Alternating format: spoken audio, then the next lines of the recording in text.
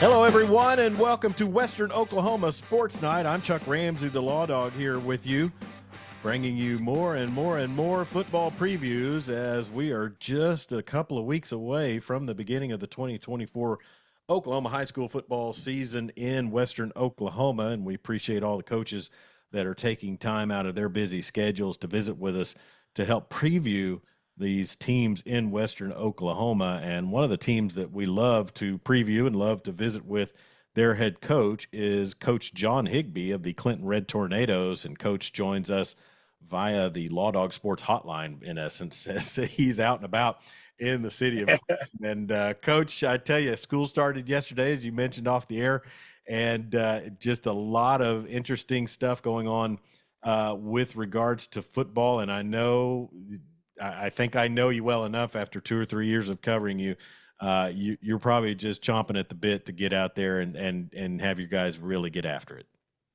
I am. It just for me, it makes me feel more normal to get going. I'm anxious to. I mean, we got a little bit of it yesterday because, like I'd said, football hasn't started technically for OSA because it's not till the 12th next Monday.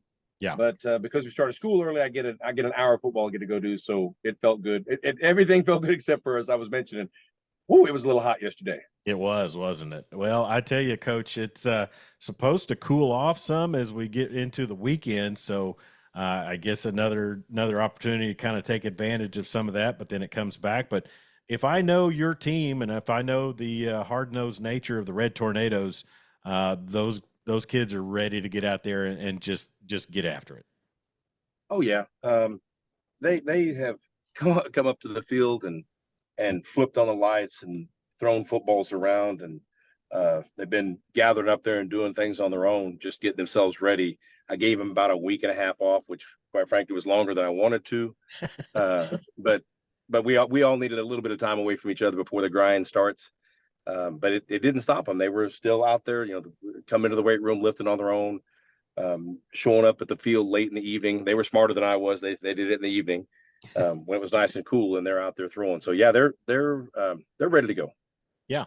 Well, and I tell you, it was a season last year that I know from talking to you on a weekly basis and getting some audio clips from you, definitely some highs and lows last season. And, knowing what I figure you expect from your team, you're coming into this season hoping to not have as many lows. Yes, I kind of feel like the expectations in Clinton were set long before I ever got here. Well, you're exactly right. All I'm trying to do is maintain those expectations, maintain that level, which is easier said than done. But I wouldn't have it any other way. And you're right. I was kind of disappointed. I'd say that I'm certainly not disappointed in our seniors. They were a good group of kids. Yeah. Things we just couldn't. We just made too many mistakes, and we've got to squelch those. I've got to find a way to squelch those. Yeah. Well, and last season was an interesting, district affair with you guys winning districts, and then the draw to have a home. You basically had 2 home district games. So I know, right, like I mentioned, the highs and lows. Your lows are can be other programs' highs. That's the kicker to it. Yeah, and it's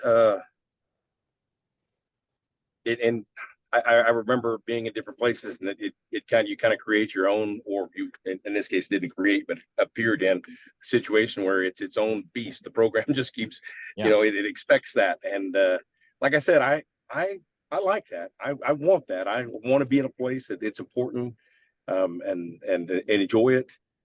But and I get exactly what you're saying, but headgum, I felt like I just feel like we should have gone a little further. Yeah, yeah, and I anticipated you guys to do that. And me being the voice of Weatherford football, I was kind of thinking it would be the same thing with the Eagles. But last season, District 2 and Class 4A just seemed like they had a lot of heavy hitters, and the eventual state champion came from District 2 as well. So this year, Class 4A looks like it's loaded again, Coach. And then also they plug a former 5A quarterfinalist into the district. So Yeah. you guys are gonna get out there and get to fight hard again, huh?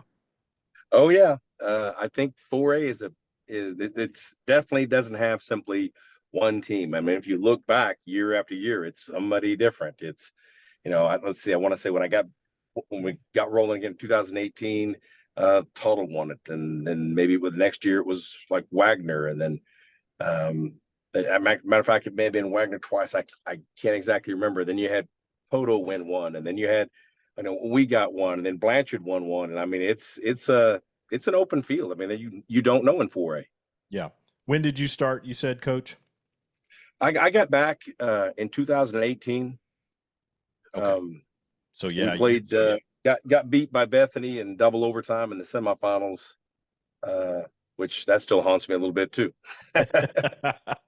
Well, and with state titles under your belt, not just as a head coach but as an assistant, uh, the I always ask people, that have multiple championships in anything, what's the better of the two? I mean, do you focus more on the ones that you let slip away, or the ones that you actually, got the job done? I think you do a little of both. I Mm-hmm. think you go back and reflect on the ones that you didn't get. You learn from your mistakes. You try not to repeat them. You learn from mistake. Anything you can do that you can possibly get better at, or maybe have prepared ahead of time for something you just didn't see coming. Yeah. Uh, I, I think there were spots here and there. I can look for excuses here and there, but then I go, I wish I could do this all over again, because I think I could have done this.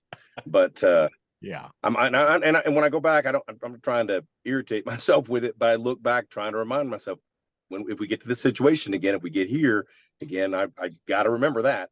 I don't want to make that mistake again, Sure. or basically, not let's say mistake, miss that opportunity again. Yeah.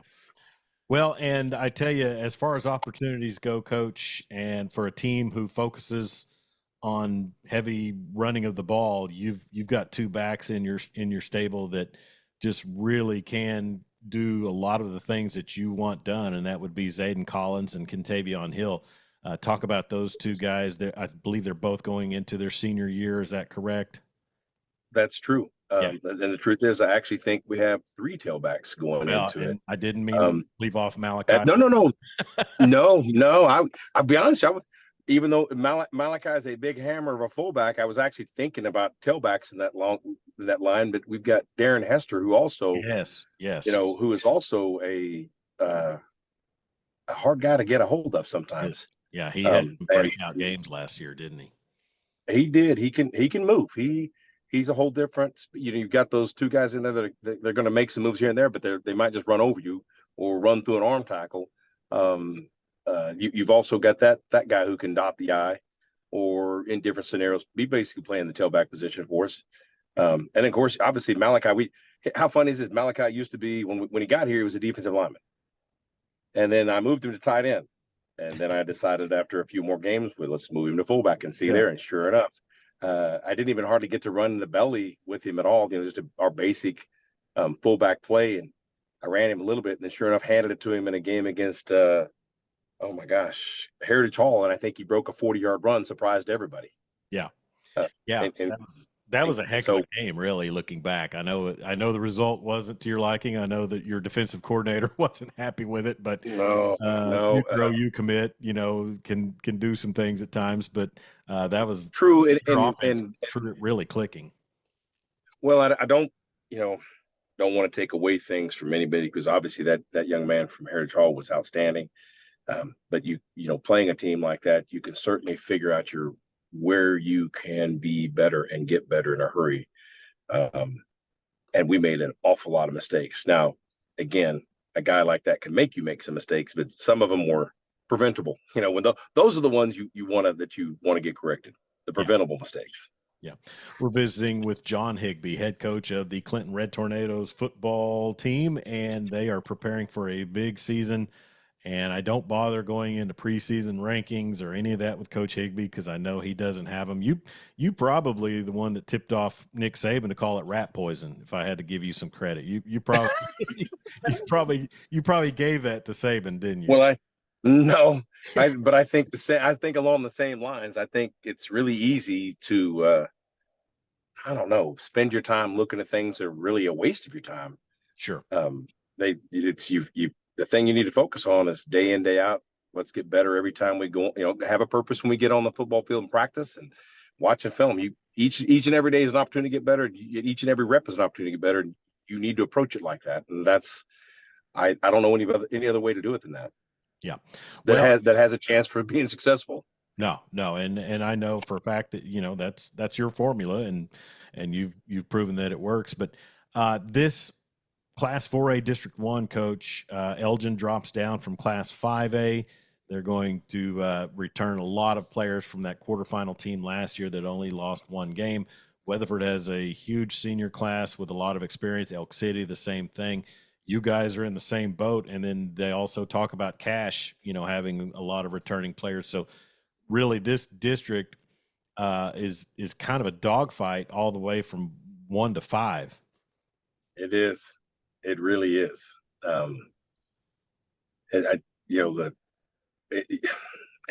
There's an awful lot of really tough opponents. We know that to get there, we've got to go through an Elk City and through a Weatherford, and then all of a sudden you've added Elgin to the whole mix, and then Cache, heck, they beat us last year. You just can't look opponents around here. Look them off. You better prepare week in and week out, and then in the process, hope you stay healthy, because we're all the kind of physical teams that are going to come run at you. Yeah. Have you talked to any of the other coaches that are the staples in district about Douglas entering and who they might transfer in by the time the season starts? Oh my gosh, the rules! Every time I turn around, the new rules are driving me crazy. Yeah. But of course, it's been kind of an open transfer policy in Oklahoma City for a while now. Yeah. No, I knew that they had a really good athlete move in there. I couldn't even tell you his name. We just talk. The truth is, I let my younger coaches will kind of tell me, hey, this guy's moved there, and this guy's moved there, and apparently the young man that had moved into Douglas, that was a really outstanding athlete, moved back to California. Yeah, it may be the kid that played basketball for him last year. Yeah, I believe that's who they were talking about. Yeah. So I don't star, but they said he's enrolled at a prep school in California. So, but right. Yeah, right. Well, go ahead. You never know when you face some of the Oklahoma City teams how good they could be early. I mean, we're going to face John Marshall in week 0, and they could be at their best. And you don't know what you're going to be facing. What athletes they've managed to get to John Marshall. So at any given time, you could have some really, really good athletes you're facing and dealing with. Yeah.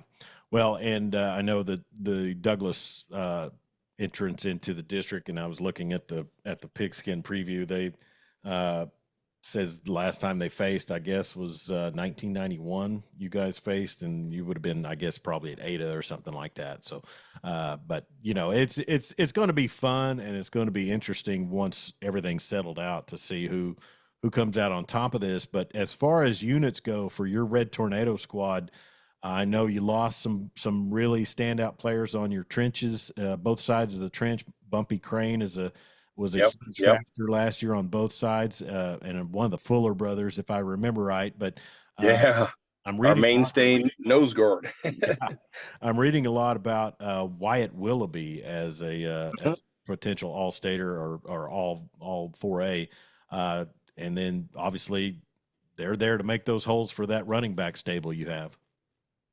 Yeah, we're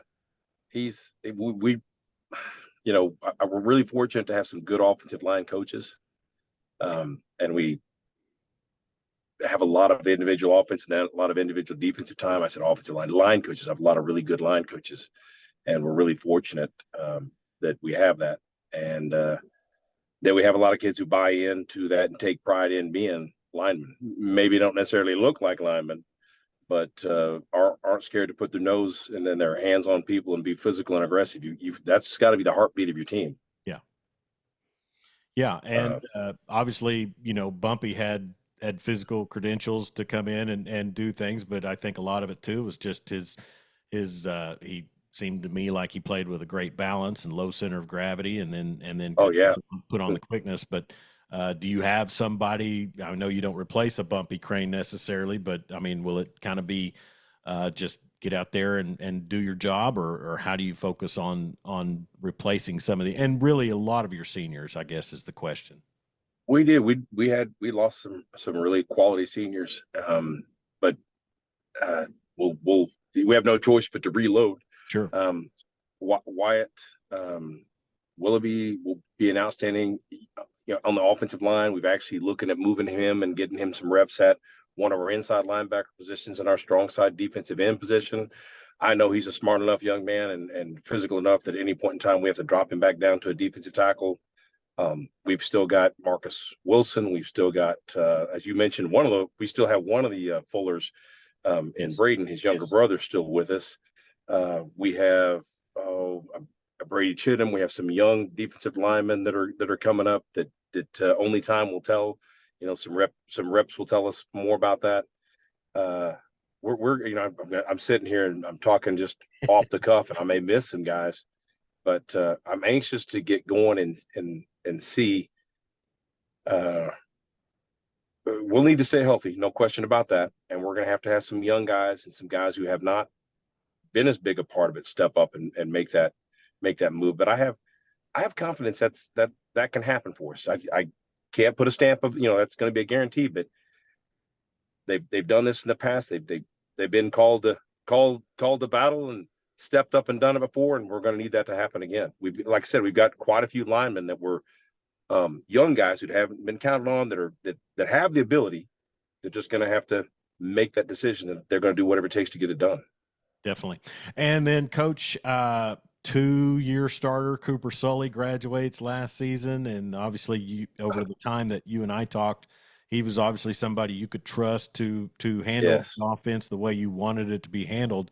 What's your outlook right now, Coach, at quarterback? Well, we've got two men right now fighting it out. I've got a Sutton Hernandez and a Easton Powell, which is Caden Powell's younger brother. Yeah, he's a freshman, and Sutton's a junior. They're both battling it out at quarterback right now. One obviously has a little more experience than the other. One's a junior, one's a freshman. If Powell's arms, well, he's got probably a little bit more arm talent. Experience could win out. It's going to be a battle. We're gonna see, but I'm gonna definitely give them an opportunity and see who's going to come up. When I visit, go ahead. But the nice thing is we've got some running backs. We can put the ball in their hand. We just, it was really nice having Cooper because he was so experienced and so solid, and I wasn't worried about the ball going to the ground. I wasn't worried about anything silly happening. Those are the fundamentals we've got to worry about first. Making sure we are able to utilize the talent that we do have, and then we'll develop from there. Sure. Well, and I tell you, I talked to Coach Sauceman in Weatherford, and I know linebacker and secondary is some place that they feel like they've got a lot of returners and experience, and I think they're in the same boat with your linebacker core. Obviously, Malachi, Lauren, and Zayden are big head knockers at the linebacker, but you've also got talent in the back end and experience. We do. We've got. We've kind of moved some people around at some different positions, but we actually Race Elliott was one of our people referred to as an outside linebacker. We're old school people referred to as a defensive end, but by the today's standards, he'd be an outside linebacker. We've got Race Elliott, we've got Malachi Lauren, we've got obviously Zayden Collins, we've got Marcelo Juarez, and we've got some other guys. Like I said, we're moving. Sutton Hernandez also can play a linebacker. We've got different people that can also go. We're moving Willoughby to play some linebacker, to play some end. And he, like I said, could easily slide him back down if we need him to tackle. We're in the secondary. We've got,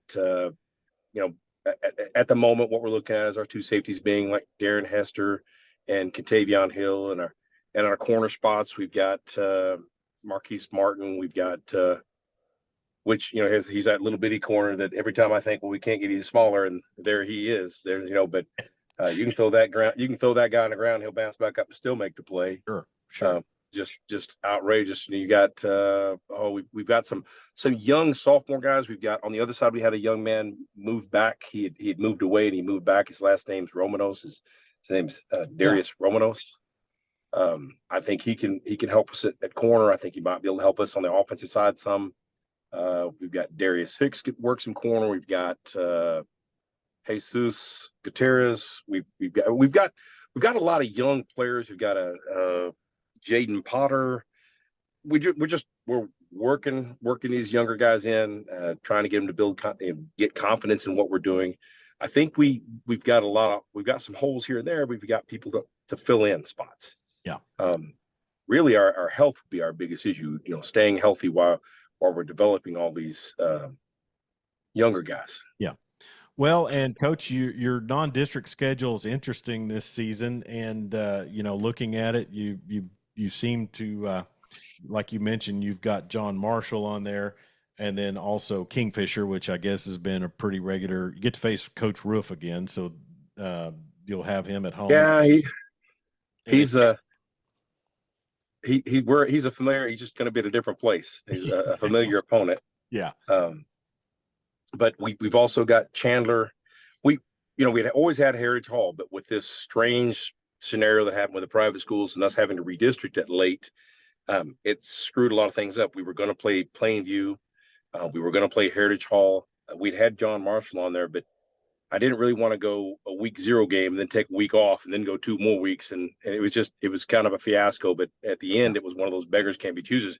In reality, provided everything works out right, this will be the first 10-game regular season that we've actually had where we're really playing all the games since 2020 when COVID hit. Okay. Yeah. All right. We haven't managed to play 10 games in a regular season in that length of time. It's kind of been strange, really strange. Sure. Well, and I know last year was the second year after the state title in 2021 that you guys fell out in the second round. Last year was Ada, which is where you came from. That couldn't have been very pleasant. Just it was not. By the look it on was. face. It was really not very pleasant at all. But we did it to ourselves. I mean, I'm not taking anything away from them. They played well, but good grief, we made some mistakes. Yeah, some mistakes. With some of those backs. Oh, I'm sorry. Go ahead, Coach. I apologize. No, I hear I'm sitting there. I'm sitting right here, and you can see me on Zoom, and I'm reliving it in my head. I'm getting a headache already thinking about some of the things we did.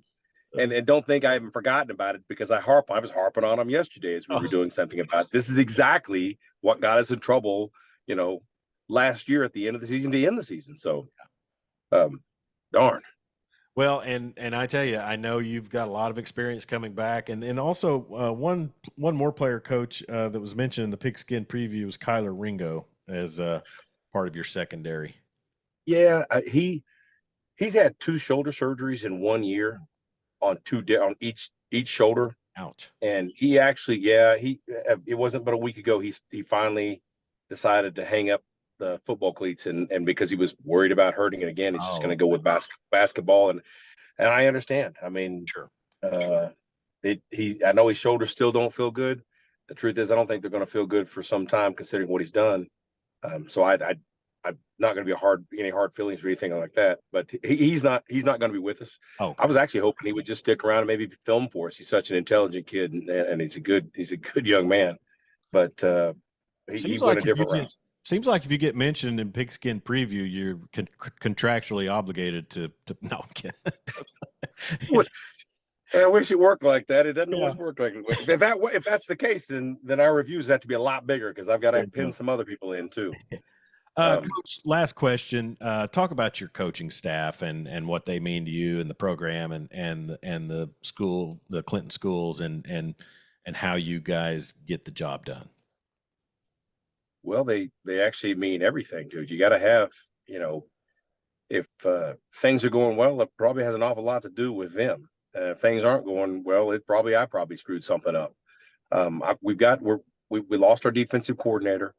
Coach Richard finally had decided he needed a break, and at some point in time, that's going to hit me. But and it hit me in 2 ways. One, maybe it'll be my turn one of these days. and hit me too in the fact that I don't have him on the sideline with me or out there on the practice field with me, being one of the older guys, just getting after people. So I'm going to miss him greatly, and that kind of stinks. Yeah. But he's still around. He's still around. He's actually going to help with our junior high. Let's give him more time to be around his grandchildren, breathe a little easier, take a little pressure off of him. But I've co-defense coordinator between a young man named Jacob Lee and Grant Lee. Grant Lee being Mike Lee's son, and Jacob Lee, funny enough, last name being Lee, not being a relation. But Yeah. Every coach I've got on the staff, with the exception of two, played for Clinton, and one way or another played for me. Yeah. I mean, I was one like let's see, we've got Dex Felch. So I'm gonna try. Hopefully, I'm not gonna screw this up and miss a name. Be really unhappy with myself. But there's Dex Felch and Jacob Lee and Grant Lee and Devin Mitchell and Robert Gordon. Recently added Michael Canavy. Coach Corey Strayhorn came back up from the junior high. He's going to help us with special teams and our JV/ninth grade. I had recently had I was going to say young man, but he's actually closer to my age, not my age yet, named Roger McLean, and he's going to help us with linebackers and running backs. Like I said, I'm sitting here trying really hard to see if I've messed up. That's all the one you hit all the ones on the list. Okay, I was going to say it would on preview. It would basically horrify me to think I missed one of our coaches because, as I said, they've all, like I said, save a couple of them, Coach McLean and Coach Strayhorn and myself.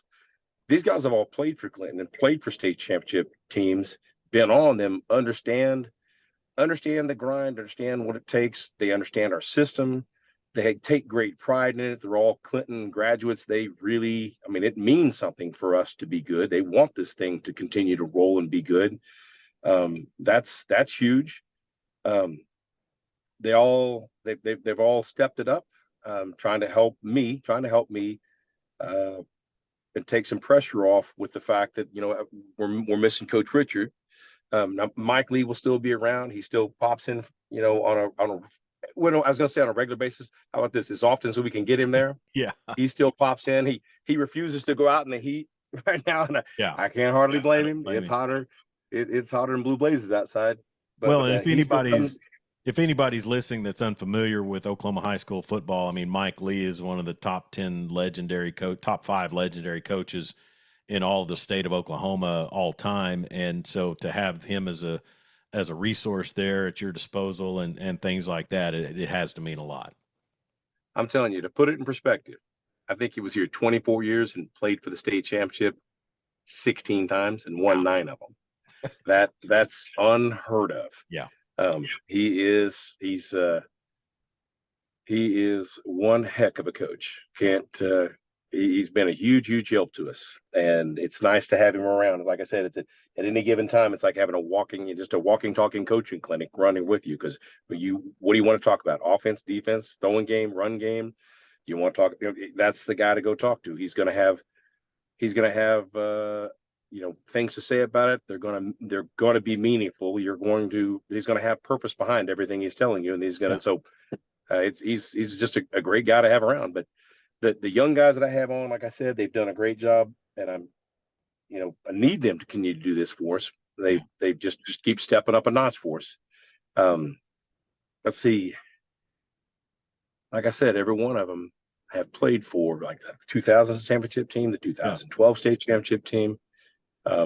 Very, very fortunate to have them with me and have got them back on board. Like I said, our most recent one was Michael Canavy, who's going to come coach nose guards and coach the offensive line. And he actually I think he just got done being a Marine. He got out of the Marines. And he was fun enough. He was a nose guard / guard on our 2012 state championship team, one of them. And he is he's a Marine. Yeah. I'll tell you something right there. Sure. For sure.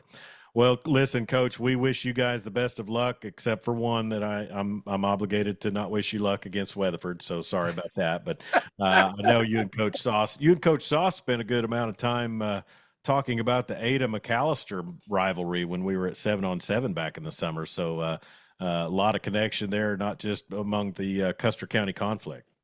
Yeah, that was kind of unique to understand that that's where he was from. And he said something about Potack, and I think that between him and I, we're the only ones that understood what I meant when he meant what he meant when he said that.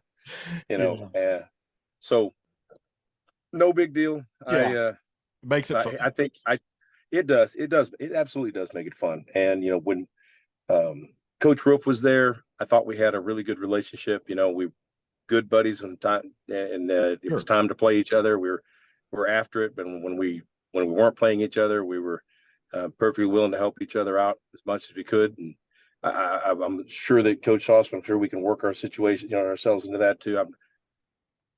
Like you said, when you're playing each other, it's war. When it's over, you're back to, like I said, I felt like I could ask Coach Roof for any kind of help, and he'd lend bend an ear to me and listen to me. Yeah. Well, and that's something that stems back because my first year out here doing sports for Right Media, I had the opportunity to host Coach Lee and Coach Woody Roof on the podcast. And man, you talk about a lot of mutual respect, and really Coach Lee was the one that really kind of pushed that all together for me. And it was really an amazing time for me to be able to interview those two. But Custer County conflict is one of those rivalries where I think if we're not playing each other, we'll root for the team that's from the same county. If they're playing another opponent or gotten further. Now, I don't know if Clinton people root for Weatherford basketball, but we'll see.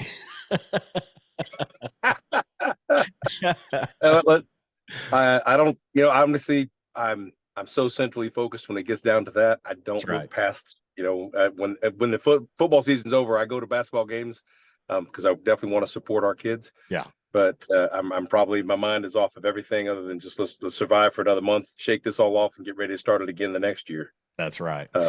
Well, Coach, thank you so much for your time, and you're always a blast to interview, and we always have great visits. I feel like when I have you on the show or when we're getting some audio clips from you. But man, best of luck this season. We'll be looking forward to seeing your squad perform and get out there, and people can root on the Red Tornadoes. I appreciate it. All right. He's head coach John Higbee of the Clinton Red Tornadoes football team joining us here on the Western Oklahoma Sports Night podcast. We appreciate him very much. Be sure and go to lawdogsports.com. You can find our links to our SoundCloud, Spotify, Amazon, and Apple podcast pages. You can also see this video on our YouTube page at Lawdog Sports. And then also leave us a message on the website if you'd like. We'll read it live on the air on the Weekend Big Show. And then also follow us on Facebook, Twitter, X, Instagram, and TikTok at Lawdog Sports. Thank you, Coach John Higbee, for your time, and we appreciate him. Be safe out there. Don't text and drive, and sure don't drink and drive, and we'll talk to you real soon.